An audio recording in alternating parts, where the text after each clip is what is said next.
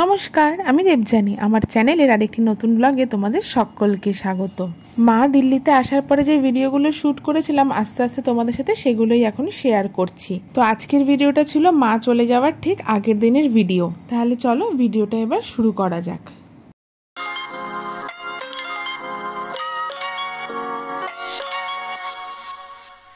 সেই মাম্মামকে স্কুলে দিতে গিয়ে মাকে একদিন ওই জুসের দোকান থেকে জুস খাইয়েছিলাম না, তারপরে মা বোধহয় ইউটিউবে এসে দেখেছিল। আসলে মায়ের না জুসটা ভীষণ পছন্দ হয়েছিল, তো মা বলে জানিস তো এটা না বাড়িতেও বানাতে পারবো। তো মা বলল প্রথমে একটা কাজ কর, ম্যাঙ্গো যে আমের যে কুচি সেটা একটুখানি গ্লাসে দে, তার উপরে 1 স্কুপ আইসক্রিম দে, এরপরে কিছুটা ম্যাঙ্গো পাল্প দে, এরপরে আবার 1 স্কুপ মতো আইসক্রিম দিয়ে তার উপরে কিছুটা আমের কুচি ছড়িয়ে দিয়ে ড্রাই ফ্রুটস ওপরে ছড়িয়ে দিলে একদম ওই দোকানের মতো ম্যাঙ্গো যে শেকটা ওরা বানাচ্ছিল একদম ওই রকম খেতে লাগে। তো ড্রাই ফ্রুটস হিসেবে আমি এখানে শুধুমাত্র কাজু, কিশমিশ আর একটু খেজুরের কুচি দিয়েছিলাম। খেতে কিন্তু সত্যি ভীষণ ভালো হয়েছিল, আর দেখতেও এত ভালো লাগছিল, আমি তো দেখে অবাকই হয়ে গেছি। সত্যি তো দোকানে যেরকম বানিয়ে দিচ্ছে একদম ওরকম লাগছে দেখতে। শুধু এখানে একটা জিনিসের অভাব ছিল, সেটা হচ্ছে টুটি ফ্রুটি। আসলে মানে কোনো প্ল্যানিং ছিল না, হট করে সকালবেলা উঠে এটা বানানো হয়েছে। মা বললো আজকে ব্রেকফাস্টে এটাই খাবো, তার কারণ হচ্ছে আজকে মারাত্মক গরম ছিল। দাঁড়াও দেখি মাকে দিই, মা কি বলে দেখি। দেখতে কিন্তু হেভি লাগছে। দেখো আইসক্রিমটাই পুরো খেয়ে নিও না, আমটাও খেও। হেভি লাগছে না? চিনি একটুখানি চিনি দিয়েছি, ওকে বানিয়ে দে। ফ্যানটা চলো না, বললাম এটা খাওয়া পাই দেওয়া কিছু খেতে মন চায় তা। হ্যাঁ হ্যাঁ, এইরকম ভাবে কখনো খাইনি আইসক্রিম স্কুপ দিয়ে এইভাবে। খারাপ লাগে? ভালো লাগছে? হেভি লাগবে না? আমি খাই। খেয়েছে, খেয়ে তারপরে এসে বলছে যে তারপরে ইউটিউবে দেখলাম তো আমি কিরকম ভাবে ইয়ে করছে, দিল্লির মানে হিন্দি ইয়েতেই দেখলাম, এলো ইউটিউবে সাজাচ্ছে, তখন দেখলাম এই জিনিসটাই আমরা খেলো বলো সেম ফুটে ফুটে দিয়ে ইয়ে করে ওরা সাজিয়ে দিয়েছে সেম টু সেম।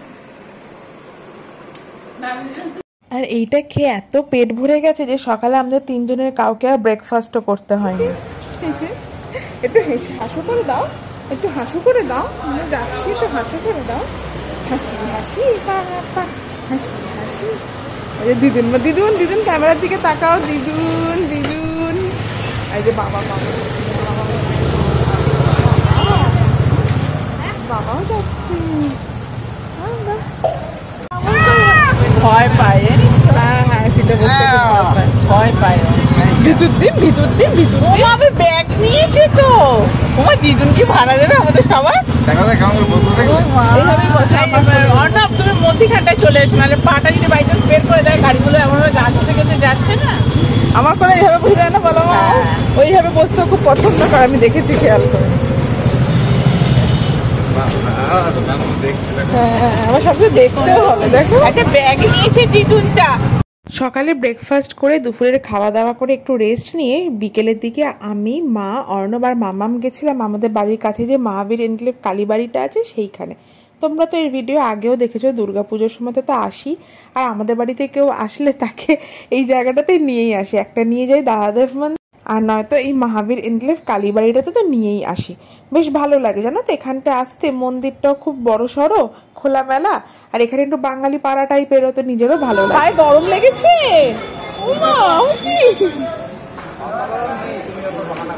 সত্যি তাই, খালি বাহানা খালি বাহানা।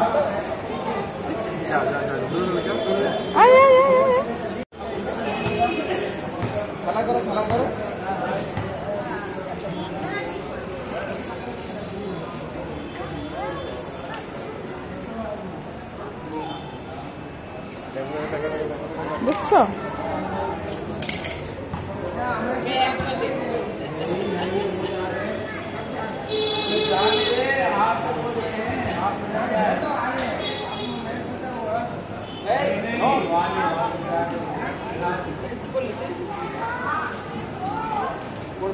ওর গাড়িটার পিছনে যাচ্ছে, গাড়িটা দেখছে এক দৃষ্টে। দেখো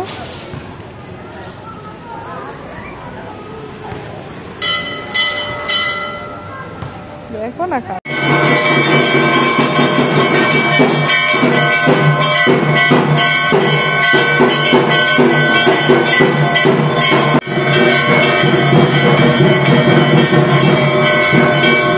আমরা পৌঁছানোর একটু পরেই না মন্দিরের আরতি শুরু হয়ে গেছিলো। তো আরতির আওয়াজটা শুনে মামাম একদম অবাক হয়ে চারিদিকে দেখছিল।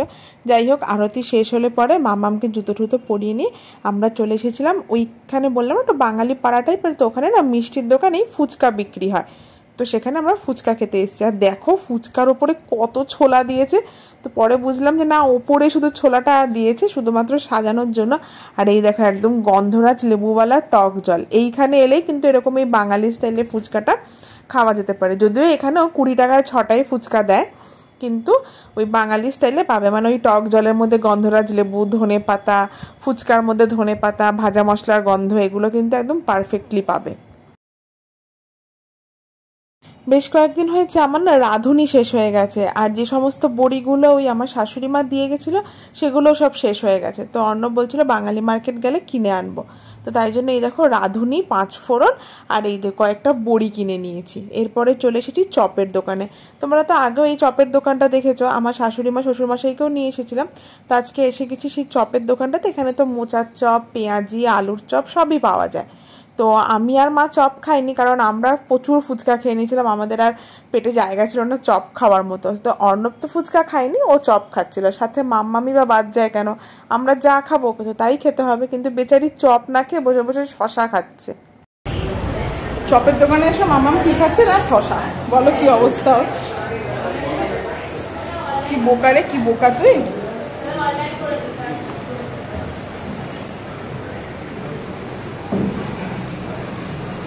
দেখো দেখো শশা খাচ্ছে বসে বসে। ভিডিও শুরুতেই তোমাদেরকে বললাম যে কালকে যেহেতু মা চলে যাবে, তো অর্ণব বললো এখানকার বিরিয়ানিটা মাকে খাওয়ানো হলো না। যদিও এখানকার বিরিয়ানি কলকাতার বিরিয়ানির মতো নয়, সেই মুরাদাবাদি বিরিয়ানি। তো অর্ণবকে বললাম যাও বিরিয়ানিটা নিয়ে এসো। তো বিরিয়ানি নিয়ে এসেছিলো। এখানে বিরিয়ানির সঙ্গে না এরকম একটা ঝোল টাইপের দেয়, একটা গ্রেভি টাইপের, সাথে এই সবুজ রঙের চাটনি দেয়। মানে আমি জানি না কোথায় বিরিয়ানির সঙ্গে চাটনি দেয়, বাট এখানে দেয়। আর স্যালাড তো থাকে। তো সেই ঝোলটা, ওই ঝোলটা, চাটনিটা আর বিরিয়ানিটা অ্যালুমিনিয়াম ফয়েল পেপারের মধ্যে প্যাক করে দিয়েছিল। যা বিশ্বাস করো এই বিরিয়ানিটা মায়ের একদম ভালো লাগেনি। মা বলছে ইস শুধু ঝাল আর ঝাল, আর অন্য কোনো স্বাদ নেই, তোরা যে কি করে খাস। কি বলো তো, আমাদের না খেয়ে খেয়ে অভ্যেস হয়ে গেছে, আর কোনো উপায়ও তো নেই। বাড়ি গেলে তখন ভালো বিরিয়ানি খাই। তাহলে চলো আমরা এখানে খাওয়া দাওয়া শেষ করে নিই। কালকে একটু তাড়াতাড়ি উঠতে হবে, কারণ কালকে মায়ের বিকেলের ট্রেন আছে। তাহলে আজকের মতো ভিডিওটা এখানেই শেষ করছি। দেখা হবে কাল আরেকটি নতুন ভিডিওতে। কালকে অবশ্য মায়ের চলে যাওয়ার ভিডিওটাই তোমাদের সঙ্গে শেয়ার করব।